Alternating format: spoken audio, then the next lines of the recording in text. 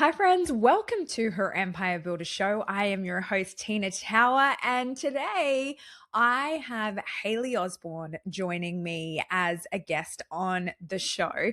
Hayley has been a member of Her Empire Builder for nearly 4 years. She is such a firecracker of a human, like so much energy, so much ambition, so much unapologetic zest for life. She's a mom of three small children. And in this episode, we're talking about how children can actually intensify your ambition and also make you productive as all get up, and the advantages of that, and what sort of support that she says yes to in order to be able to have this and that. We're also talking about business reinvention. That is a big theme of today's episode. And what I love so much about that is that Hayley is living life in chapters, in going, there was pre-children, there was what the business was like with one child, two, three, and then what she's leading towards as her children are starting to get older as well, and going with not compromising on the business that she wants to operate, and also the mum that she wants to be, the wife that she wants to be, and the woman that she wants to be, how she can do all of that and adapt and change as she's going throughout each of the seasons and each of the chapters so that she can have it all for what's right now. So I think that that's going to be really, really helpful and interesting for anyone who is doing both. So a little bit about Hayley. Besides being a sensational member of Her Empire Builder, she's a serial entrepreneur, she's a business strategist, and a health brand expert. Hayley is driven by a passion to empower Australian health businesses by demystifying and simplifying marketing. Recognizing health businesses as the backbone of a thriving community, society, and ultimately our economy, she's dedicated to ensuring that health businesses can harness the power of effective marketing strategies to propel their businesses forward. She's had a track record of working with hundreds of business owners since her business inception, and has facilitated growth through strategic positioning, dynamic lead generation, and converting potential customers into profitable ventures. She is one of the most creative marketers that I have ever come across, and does things just a little bit differently, which I think is so interesting and a very big superpower to her success. She offers a myriad of avenues to access her insights, from her own podcast, The Hayley Osborne Show, to her signature 90-day health brand accelerator and her mastermind, the Health Brand Growth Lab. You can find all of the links to Hayley in the show notes below, as well as all of the links to join Her Empire Builder. So we are in Her Empire Builder launch week. So if you are liking what Hayley is saying and you want to be part of the community as well with people like Hayley, join us at herempirebuilder.com. We only open twice a year for 10 days. So it's not a very long window, and we are in launch week. So I hope you really love Hayley's story. I hope it inspires you a lot. I know that Hayley inspires me just with her zest and her energy, and like I've said it already, but that unapologeticness of just going, this is what I want and I'm going to take it. And I think we could all do with a little bit more of that energy in our lives. So enjoy my conversation with the fabulous Hayley Osborne. Gorgeous Hayley Osborne, welcome to Her Empire Builder Show. Hi, Tina. Thank you so much for having me. It's an honor to be here. You are one of my favorite people because we've worked together for many years now. And I remember the first time we worked together was a VIP day, and you came and you're like, I've got to get all this done because I'm making babies and I'm doing everything. And you're such a firecracker in the way that you do things.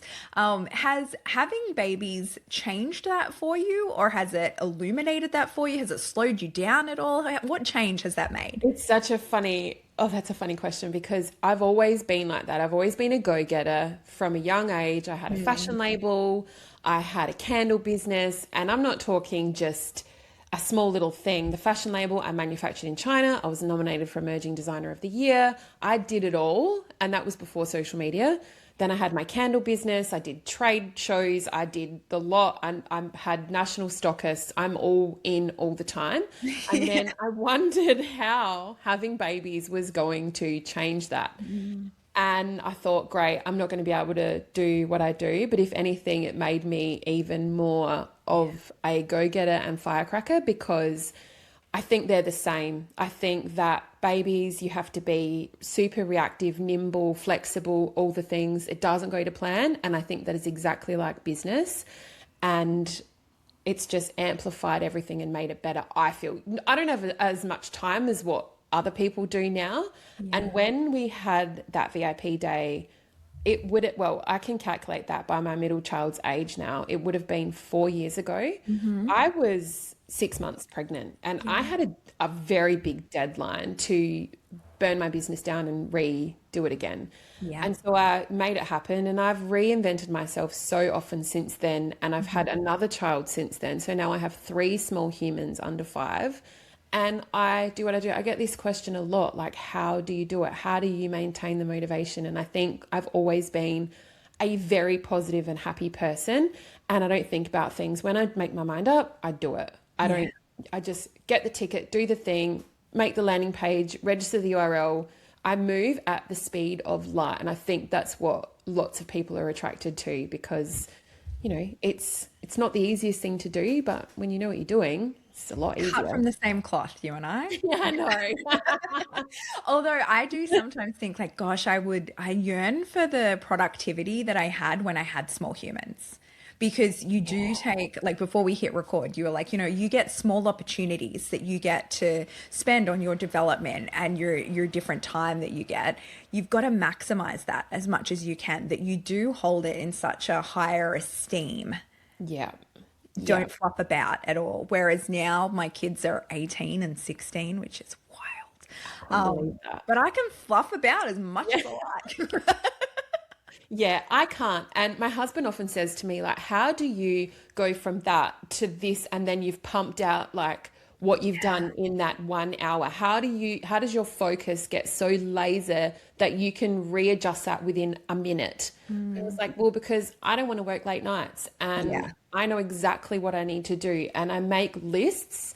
And I've got lots of different systems and processes set up so that I know exactly what I'm doing. And I just make the decision and run with it. And I think this was before AI. And Mm, now, oh my goodness, what I can supercharged. achieve with AI is insane. Mhm. And I'm proud. I'm proud Yeah. to be able to say I can do all of this. Yeah.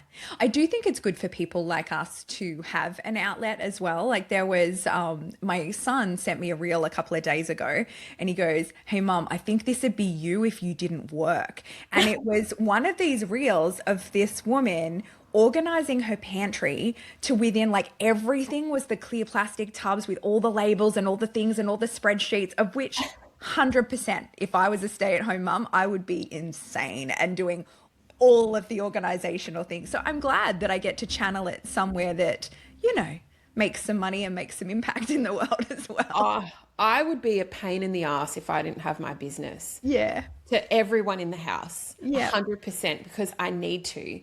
Yeah. And I think one child, two children, three children, I think it's the same. Yeah. It's nice to have Everyone it. just gets in line. I don't know how it happened. We do what we have to. So you Yeah. mentioned before you've reinvented yourself a little bit, but I think, well, as long as I've known you, it's always been around. You are a marketer. Yes. But what different iterations has that taken as you've Yes. had to adapt the business to either children or your way of life, or even the way the market has gone, or what your interests are in? Yeah. So I started off, I have a marketing degree, but not like that was a long time ago before social media even started. And my first big break was looking after the Jack Daniels brand. I started off all of the Instagram pages for Jack Daniels Southern Comfort Chambord, like back in the day. And that was amazing to work on. And I always thought the brand side of things was just the way to go. And then when I started my own business, because just got clients on the side and it was sort of just an organic way to start. But I thought, right, I am a marketer and brand manager to everyone because I'm good at it.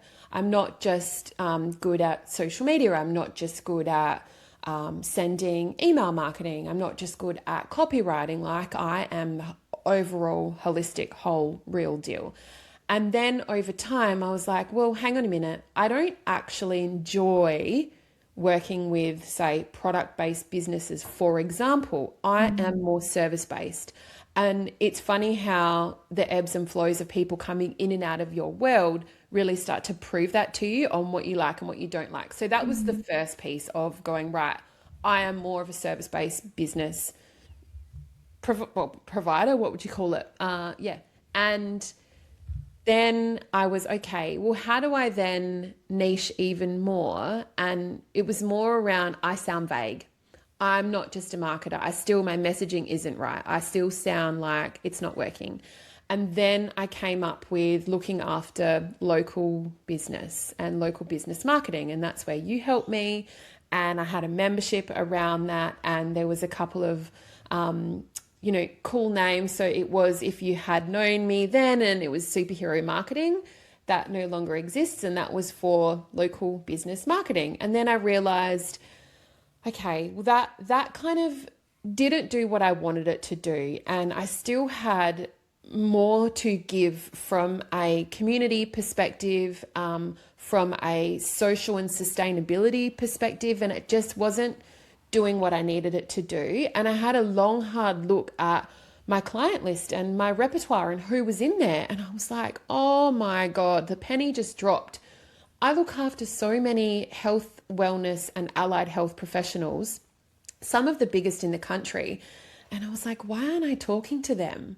And I think what I found through working with so many business owners is that we are often so close to our businesses that we can't see them anymore. And that I was in my own way. And I remember you saying that to me and I was like, no, I'm not doing that.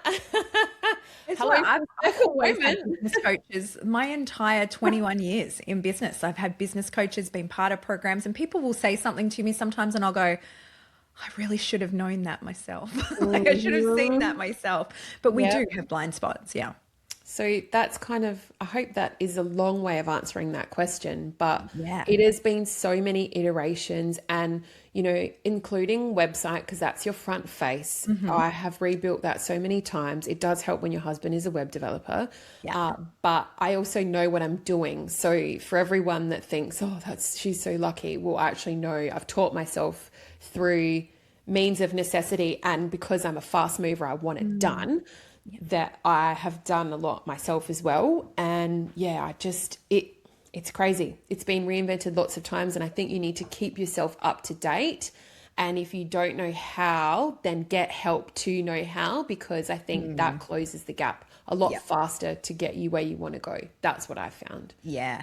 And what would your advice be to people? Because there's a lot of people that I talk to, especially in the last year, the market has changed a lot. And the way that people were operating prior to that is different now. And so a lot of people have to tweak, or a lot of people have to pivot or change their messaging, change their offers and do that. And too often I find people are just tied, like stuck in, and just, it's a really hard line to know when to quit and when quitting is the right thing to do and when you're quitting too soon because you're about to break through and hit it. How have you, as you've ebbed and flowed, kind of found that line to know that, you know what, the way this is going is no longer serving me and I actually feel okay about changing direction? Yeah, I think in your gut. You've got to follow your gut. And I think I move fast and I know when something isn't right. And also, it's just, I don't know, it's intuitive. As a person, as a business owner, you know deep down, but you're either too scared to admit it or too afraid to change.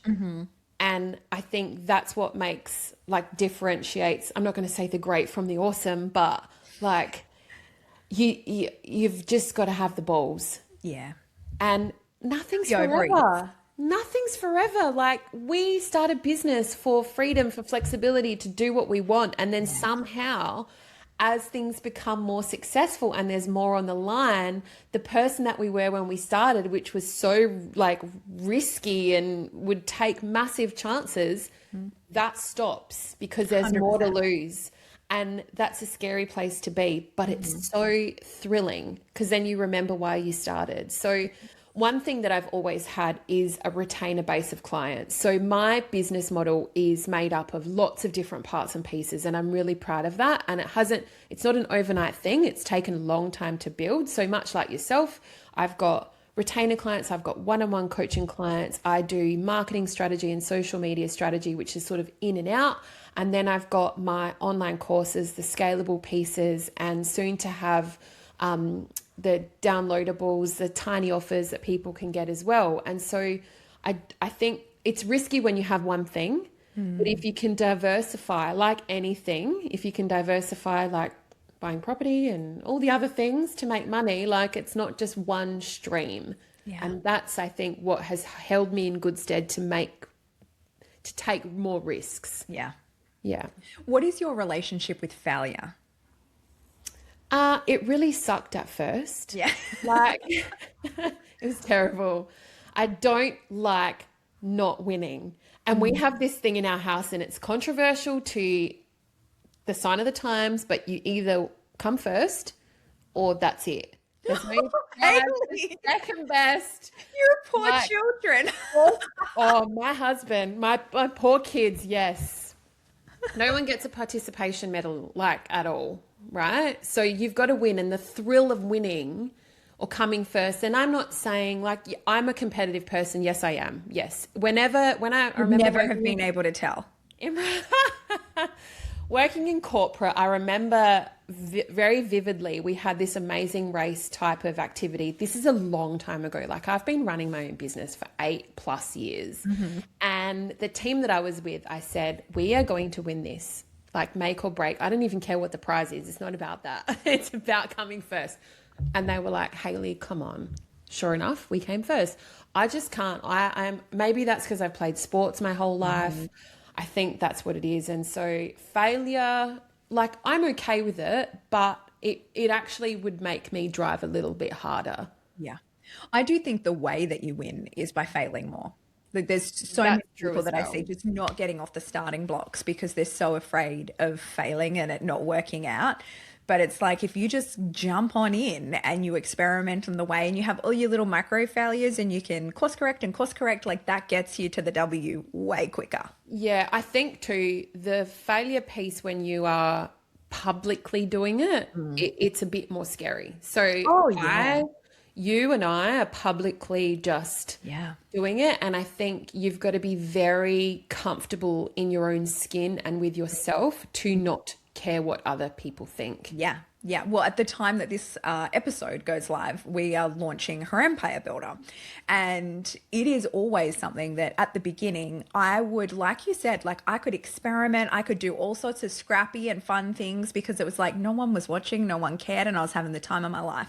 Whereas now, everything is judged and everything is watched and everything is so public that it has, to this point, made me a lot more like cognizant of tripping up in front of people when it's the thing that I teach. But with this launch, I decided to make it my most fun launch that I've ever done. And so I'm doing a lot of things that I've never done before because I want to play again. And some of it will work and some of it won't work. And I've decided I don't care. Yeah, and I think that is one of your biggest traits and positive things that you can do is when things maybe don't go to plan. I like and I love the fact that you call a spade a spade. Yeah. And I think that draws people to you more because everybody has this, but not so publicly. Yes. And so if she's doing it, then I can do it. Right? Yeah. And that's what I try and show as well. It's like, it's not all peaches and cream. Yeah. But for you as a marketer, what has been the most difficult part about marketing yourself?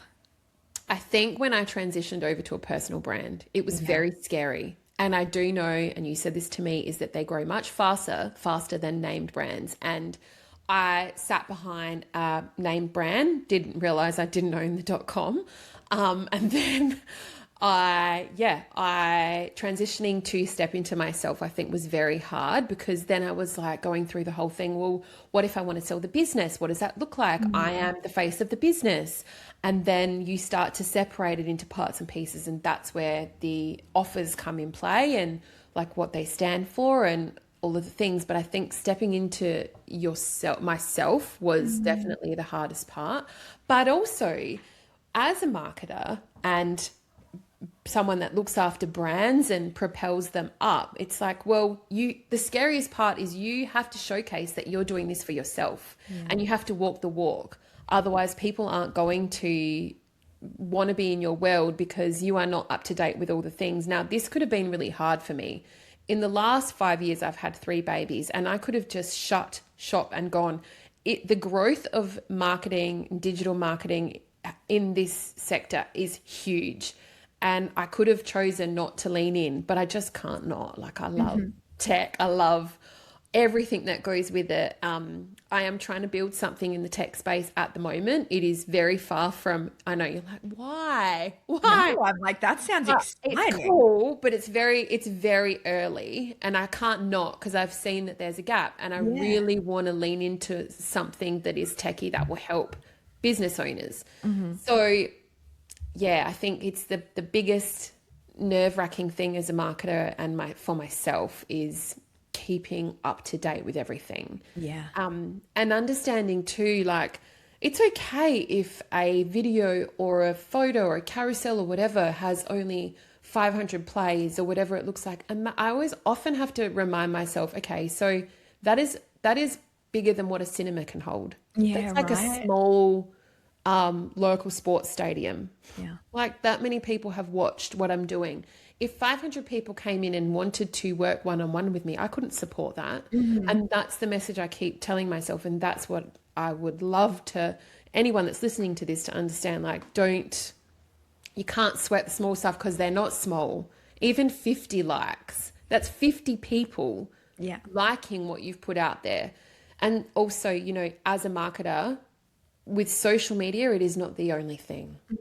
And so there's lots of say that again. Social media is not the only thing. It's not the only thing. And I think that is one of my little golden nugget reminders all the time. It's not the only thing. And like I was saying to you before we jumped on, like, just hit record, Tina, because we could just keep talking forever, is I've got a few things up my sleeve. I'm doing a few things over the next few weeks, and I'm trying to put myself out there and show people that social media is not the only thing. So watch this space, but it's exciting.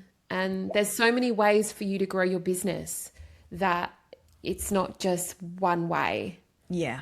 Is there any stories that you've had to untangle to allow yourself to be more visible, especially as, you know, your time is so limited, and some days I'm sure you're like deep in babies? Deep.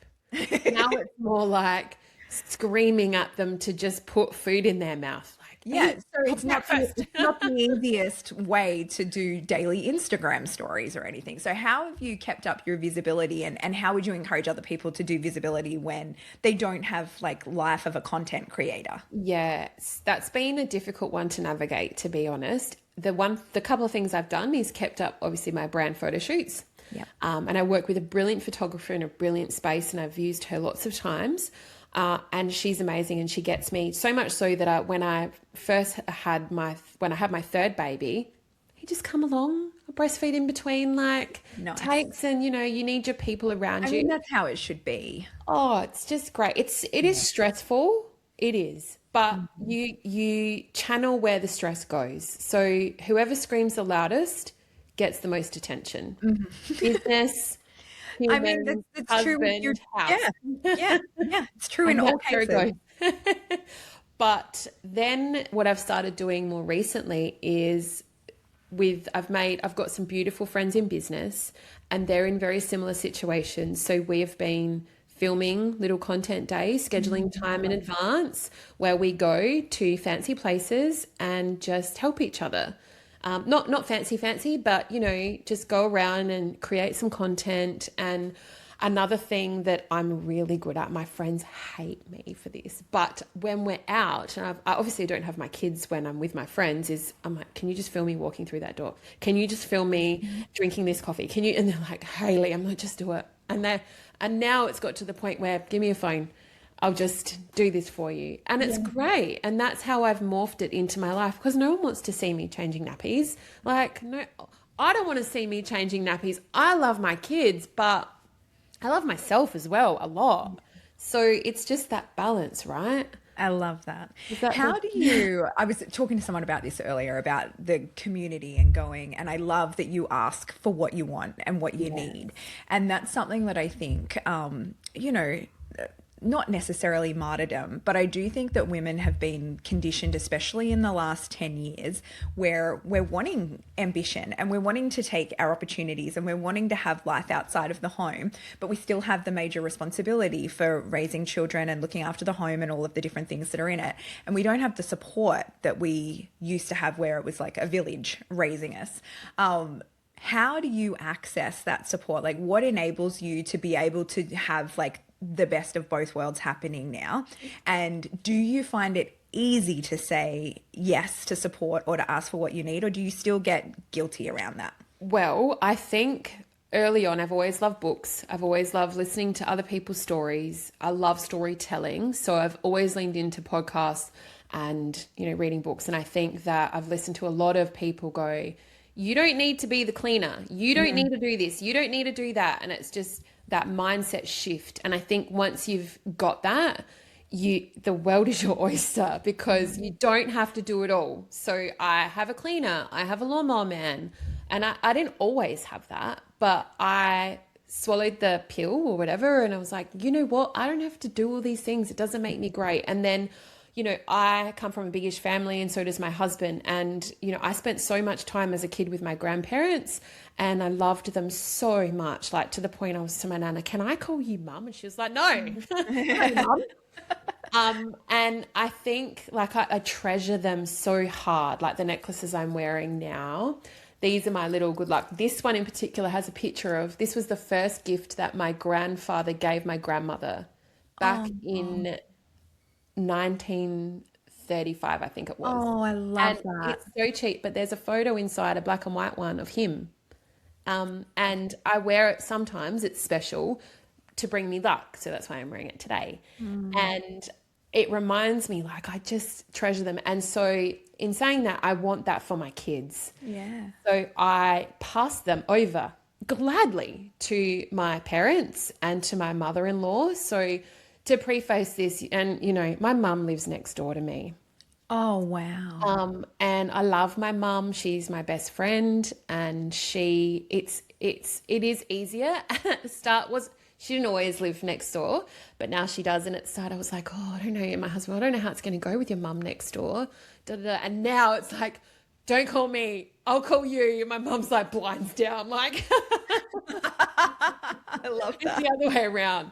But it's the best. We don't get in each other's way. But I love seeing the relationship with my kids. And same as with like my dad and my stepmom, like they lean in and they love my kids like their own. And then my mother-in-law, like, So and wonderful. I've had comments that, you know, it's really nice to see your children being raised by the village. And it doesn't happen very often. And I've got a brother and a sister who has children, and then I've got 3 brother-in-laws and sister-in-laws who all have kids, and so they love my kids like their own. And it's nice. And I know lots of people don't have that, but I have it. And I don't palm my kids off, but I do, because I know that it's good for them, because I was good because of it. Yeah. So that's what That's I do. awesome. I think a lot of people could do with feeling better about that.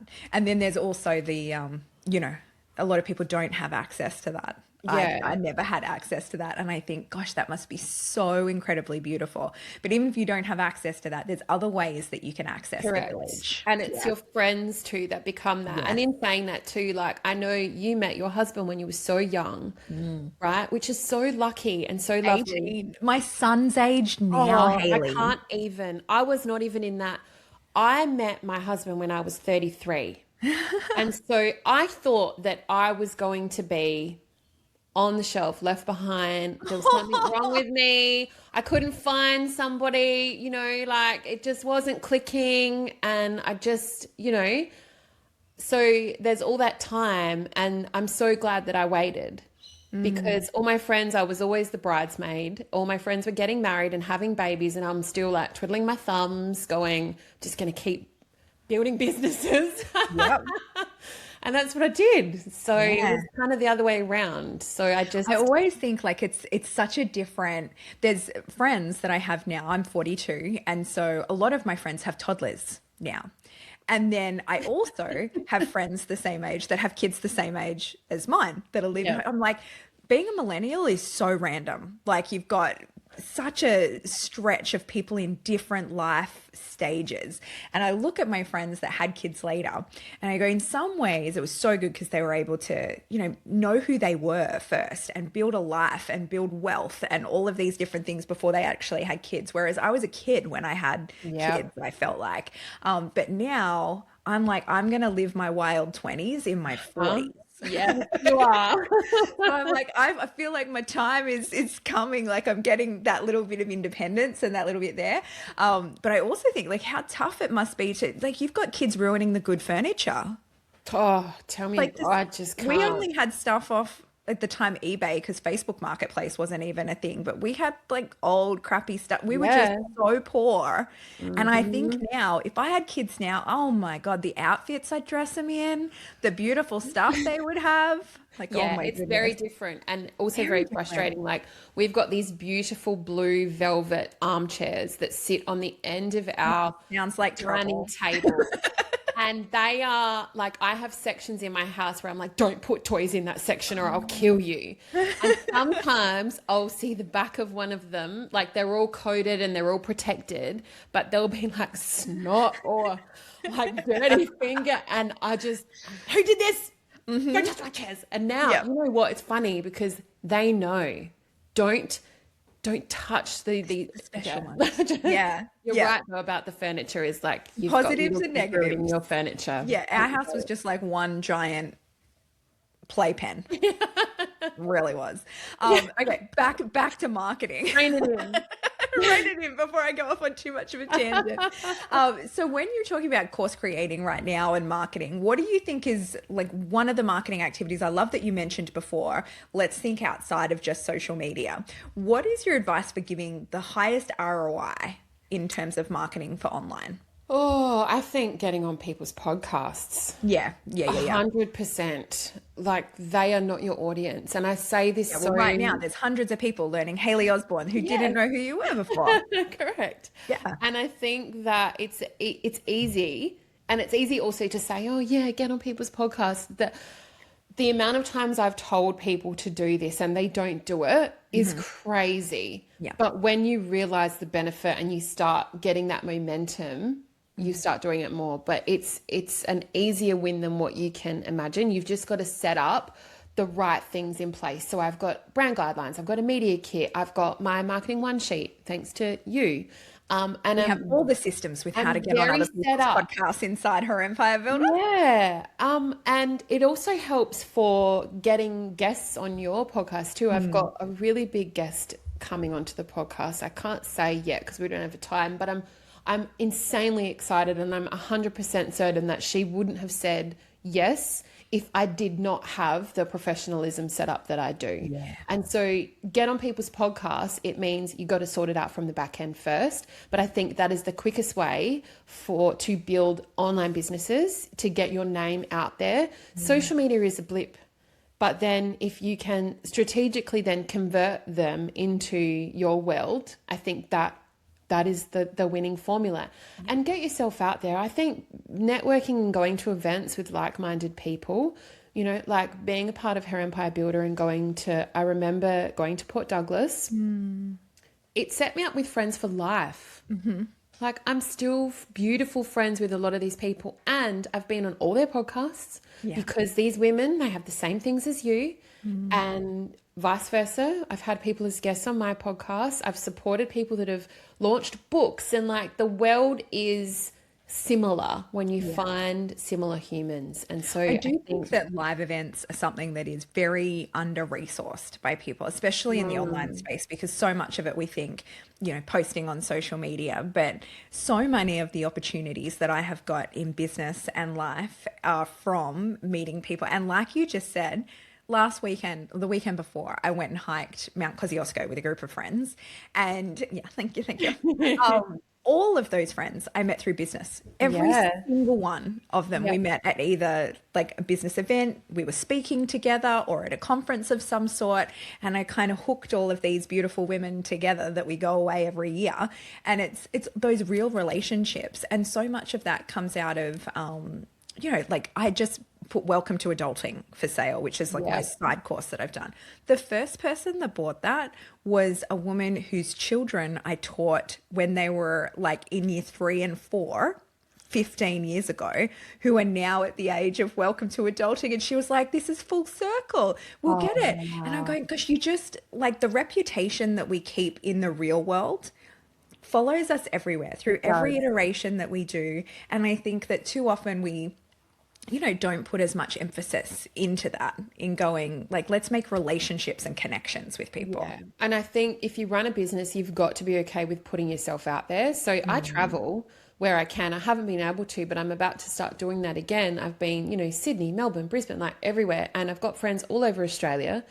And I love that we all are like-minded. And I know if I get in a room with any of them, it's just awesome. Like you've never left, Yeah. it's So what's interesting. your advice to people that are a bit more introverted and going into big rooms? Because I know that, when you go, I see people all the time, step into her Empire Builder conference, for example, and people that know each other and connect the year before. And then they're like, oh my gosh, it's you again. Yeah. And it can be hard for people that are rocking up for the first time and going, oh my gosh, I don't know anyone and I'm not the most extroverted person. What is your advice there of a way that someone can go and make a connection and get known and be part of it without being the loudest in the room? Yeah, and the loudest is doesn't always mean that, I don't know. I get scared from the loudest in the room as well. Yeah. Like I think that sometimes I would definitely be the loudest in the room. And if you speak to my family, they're like, "Oh, you are definitely the loudest in the room." But in other situations, I'm not. And I think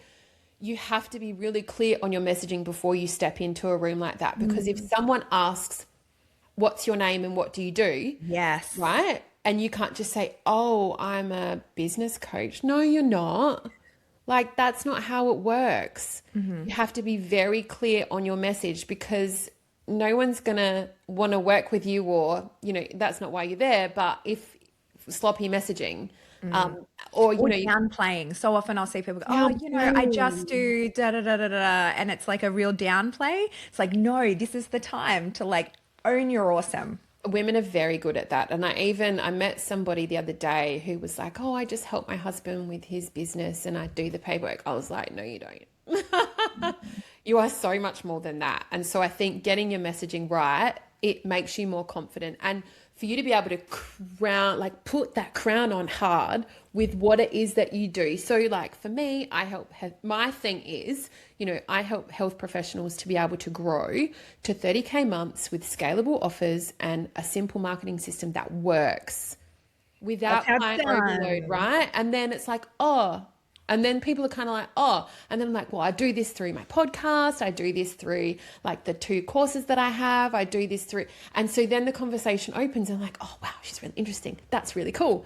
Yeah. Yeah. So I think you've got to figure out what that blasting message is that Yeah. makes you feel really confident. Because when you're confident, no one can tell that you're nervous. There's an action step So for everyone is practice the pitch. practice a bit short, one Yeah. paragraph. That's Yeah. it. Crown yourself with that, and then you feel more confident. And colloquial, like Yeah, conversational. I think yeah, sometimes if it sounds too rehearsed, you feel icky saying it. So it's yeah, got to roll yeah. off the But tongue. it's just like keep it easy. Yeah, But I love but it. you're not just a XYZ. Yeah, 100%. So looking back at when you first joined Her Empire Builder, who were you then and who are you now? Like, how has your attitude towards business changed? Oh, I am 100 times more confident Yay. in myself and what I stand for. And I'm not afraid to say it and call a spade a spade. And I think that has come from knowledge because growing my knowledge has grown my power and grown my confidence, the ability to know what I'm doing from the front end and the back end. And then I think just starting my podcast and creating my courses, it's helped me to be a better speaker and to just be aligned more with my vision and know what I like and what I don't like. But I think it's definitely grown my knowledge, because that grows how confident you are. And what surprised you most throughout the journey as you've grown more into your own business and kind of come away, like let go of that whole corporate persona and into your own thing? What surprised you the most about your growth journey? Well, I don't know, but what surprised me is that I wasn't this person before. Like, if I could have taught my younger self a few of these things, like why didn't I step up sooner? Why didn't I do that? And why didn't I give myself, because it's not anyone, no one's saying, oh, you can't do this. But on the flip side, no one's coming knocking at your door going, knock, knock, okay, you can upgrade yourself to CEO now. Yeah. Yeah. You got to step into that yourself. And I wish I had done that sooner. It's the knowledge though, too. I mean, I said just the other day, like in my, I was such I was a quintessential try hard. I tried everything and I did my best at everything. I go, I wish I had the knowledge and the calm confidence that I have now. If I had the energy that I had then and the knowledge now, oh my gosh, what an Yeah. incredible combo that'd be. And like, I think definitely doing hard things along the way, doing the things that make you feel uncomfortable. Like, I remember delivering a keynote to 300 women. It wasn't for an International Women's Day thing. It was just an event. But I was 1 week away from having my first child. And I had the keynote ready to go. And the only thing I didn't account for was my lack of lung space, physical lung space. And so I just was like, whoop, out you go. I can't read that, but I've got 300 people looking at me. And so I just continued. And I remember thinking, if I can do that, I can do anything. If I can, show up to one of That's such Tina's, good proof for you to hang on to. or if I can show up to one of Tina's masterclasses and ask that one question in front of everyone, that is one thing that has moved me forward. And just doing those little things every day, I think. Yeah, I hope that was so a good. good answer. I don't know. I think Such a good I answer. digressed a So lot. if someone is listening during launch week and they're thinking like, maybe this is my season to go, what would you want them to know when they're getting ready for that like scary level up? Like you said before, that no one's going to anoint you for now is your time. What would I say? I think just do it.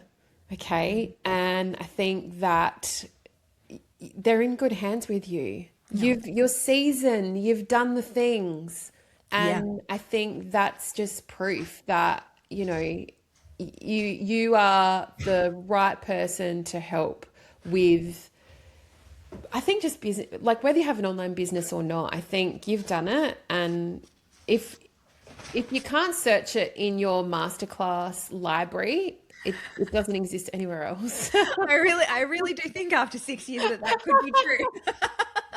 Yeah, because I I thought know that how to even do when making something. masterclasses going, what haven't I done? I've done Yeah. everything. It's time to redo them.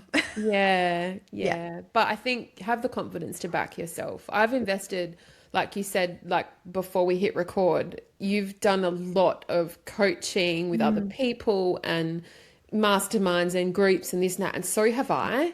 And every time I continue to invest in myself, it's so scary. But I don't think you can grow unless you do that. I really don't, because you don't know what you don't know. It's definitely the quicker way.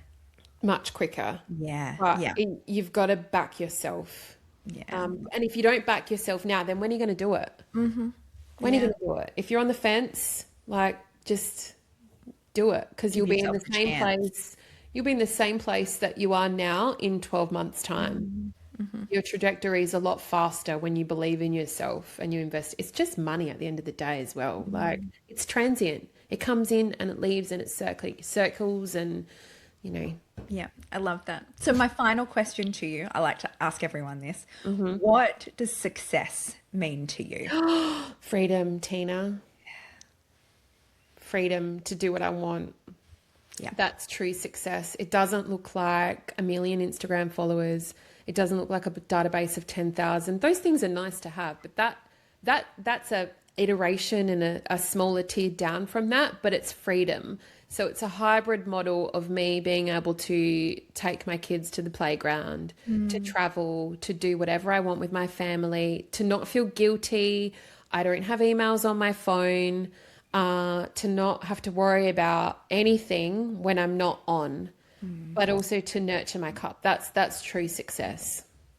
100% agree.